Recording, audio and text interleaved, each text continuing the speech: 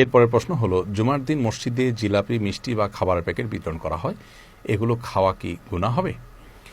মসজিদে যে খাবারের প্যাকেট বা জিলাপি, মিষ্টি ইত্যাদি বিতরণ করা হয়ে থাকে, এগুলো যদি এজন্য বিতরণ করা হয় যে মসজিদে মুসল্লিরা এসেছেন, ওয়ালা ইয়াকুল তুআমাকা ইল্লা তাকিয়ুন, মুত্তাকি পরহেজগারদেরকে খাওয়ানোর ব্যাপারে, ভালো মানুষদেরকে, নেককার মানুষদেরকে মেহমানদারি করার ব্যাপারে কোরআন হাদিসে উৎসাহ দেওয়া হয়েছে। সেই জন্য মসজিদে খাবার নিয়ে আসা হয়েছে যে নামাজিরা নামাজের শেষে প্যাকেট নিয়ে যাবেন বা খাবেন।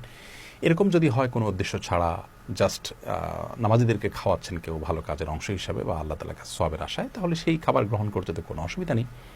কিন্তু বাস্তবতা হলো আমাদের দেশে বেশিরভাগ মসজিদগুলোতে খাবার আনা হয়ে থাকে দোয়াকে কেন্দ্র করে, এবং সেই দোয়াটা হয়ে থাকে বেশিরভাগ ক্ষেত্রেই আপনার কোনো মুর্দাকে ঘিরে। ধরুন কেউ কার মৃত বাবা বা মায়ের মাগফিরাতের জন্য দোয়া চাইলেন ইমাম সাহেবের কাছে, ইমাম সাহেব বা আপনার খতিব সাহেব দোয়া করলেন মুসল্লিদেরকে সাথে নিয়ে, এরপরে মুসল্লিদেরকে এবং সবাইকে মিষ্টি বা কোনো খাবার প্যাকেট বিতরণ করা হয়।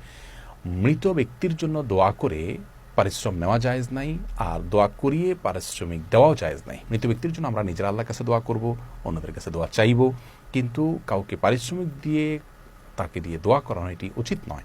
আমি বলছি না যে খাবারের প্যাকেট এটা পারিশ্রমিক হিসাবেই দিয়ে দিচ্ছে, কিন্তু এটা দেখতে পারিশ্রমিকের মতোই লাগে যে আমি দোয়া করলাম আমরা সবাই মিলে আপনার বাবা বা মায়ের জন্য, এরপর আপনি আমাদের সবাইকে এক প্যাকেট করে মিষ্টি দিলেন, কই দোয়া ছাড়া তো দিচ্ছেন না বা অন্য সময় তো দিচ্ছেন না। হ্যাঁ, এটা ঠিক যে মসজিদে যারা আছে সবাইকে দিচ্ছে, ইভেন কেউ দোয়াতে সামিল ছিলেন না তাকেও দিচ্ছেন, কিন্তু দৃশ্য তো এটা ওই দোয়ার বিনিময়ের মতো দেখতে দেখায়। এই জন্য এটা আসলে অ্যাভয়েড করা উচিত।